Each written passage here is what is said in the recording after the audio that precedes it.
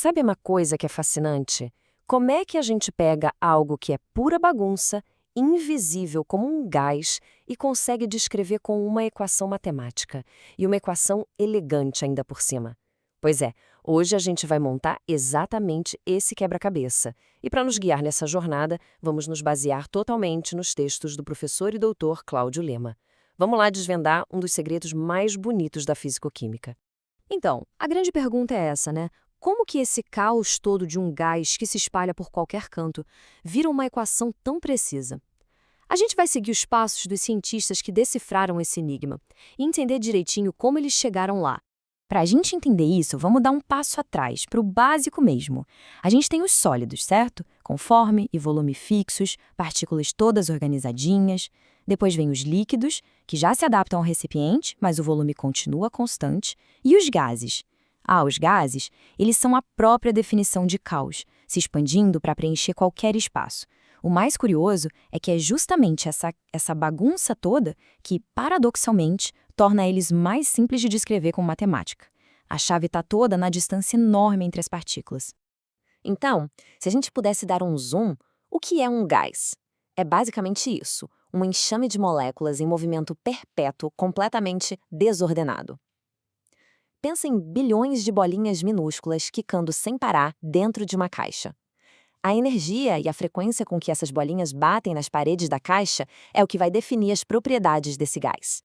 Ok, e como a gente começa a medir, a descrever esse sistema caótico? A gente usa 4 variáveis principais. A pressão, que é a força desses impactos nas paredes. O volume, que é, o espaço que o gás ocupa. A temperatura, que na verdade mede o grau de agitação, a energia dessas moléculas. E, por fim, a quantidade de matéria, que é basicamente quantas moléculas tem ali. O grande segredo é que elas estão todas conectadas. Se você mexe em uma, as outras sentem o efeito. E a primeira pessoa que conseguiu quantificar uma dessas conexões foi Robert Boyle, lá em 1662. Ele foi o responsável por construir o primeiro pilar do nosso entendimento sobre os gases, focando especificamente na relação entre a pressão e o volume. E o que o Boyle descobriu, gente, é super intuitivo se a gente parar para pensar. Olha só, imagina esse pistão aí. Se você aperta ele, diminui o volume, o que acontece com as moléculas lá dentro? Elas ficam espremidas, né? Com menos espaço para zanzar, elas começam a bater nas paredes do recipiente com muito mais frequência. E o que é a pressão? É exatamente isso. Mais batida, mais pressão. É uma relação inversa perfeitinha. O volume cai pela metade, a pressão dobra. Simples assim. Agora, olha que interessante o jeito de visualizar isso. Se a gente faz um gráfico da pressão contra o volume, dá essa curva bonita, uma hipérbole. Mas, para analisar os dados experimentais, os cientistas tiveram uma ideia genial. Em vez de usar P contra V, eles plotaram P contra o inverso de V. E pronto, a relação vira uma linha reta, o que é muito mais fácil de analisar e confirmar no laboratório. Mas aqui tem um ponto crucial, tá? A lei de Boyle é perfeita, mas para um gás ideal, que é um conceito teórico. Na vida real, as moléculas têm um tamanho e exercem umas forcinhas de atração entre si. Por isso, a gente diz que a lei de Boyle é uma lei limite. Ela é uma aproximação excelente, que fica cada vez mais precisa conforme a pressão diminui e as moléculas ficam mais afastadas, agindo de forma mais independente. Beleza, a relação pressão-volume já estava estabelecida. A próxima peça do quebra-cabeça era a temperatura. O que será que acontece quando a gente esquenta um gás? Foi isso que cientistas como Jacques Charles e Joseph Gay-Lussac foram investigar. E o que eles descobriram foi notável. O volume de um gás aumenta de um jeito perfeitamente linear com a temperatura. Ou seja, esquentou, ele expande. Até aí, tudo bem. Mas a grande sacada, revelação mesmo, veio de um exercício de imaginação. Pensa comigo, se a gente pegasse a linha reta do gráfico e for extrapolando para trás, para temperaturas cada vez mais baixas, onde é que essa linha bateria num volume zero?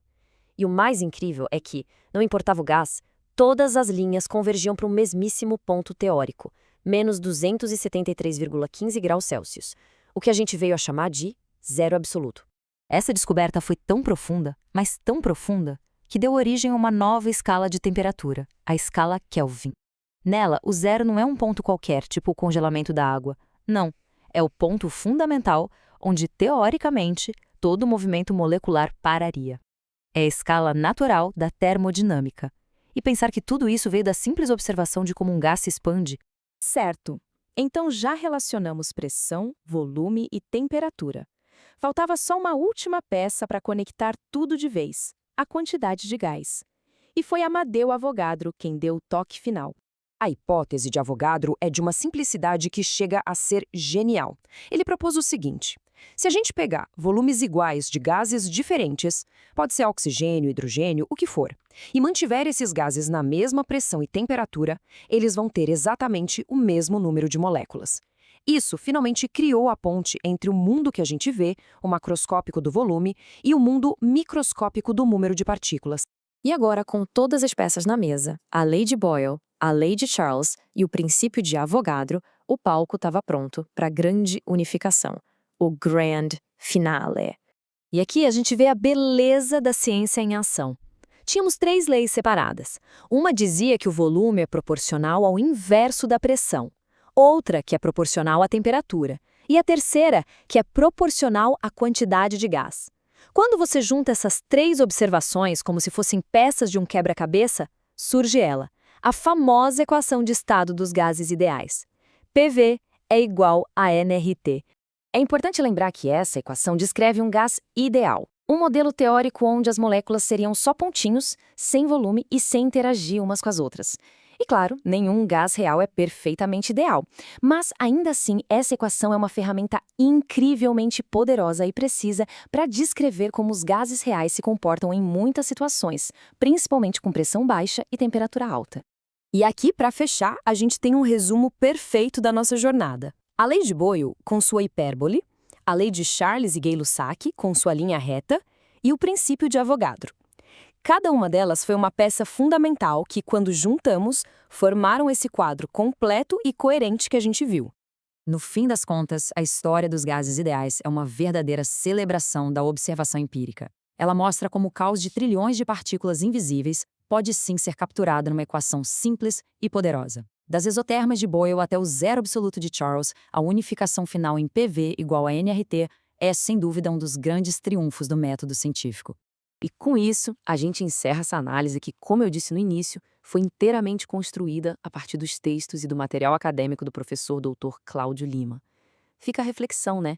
Que outros fenômenos que parecem puro caos ao nosso redor também podem ser descritos por leis matemáticas tão elegantes quanto essa.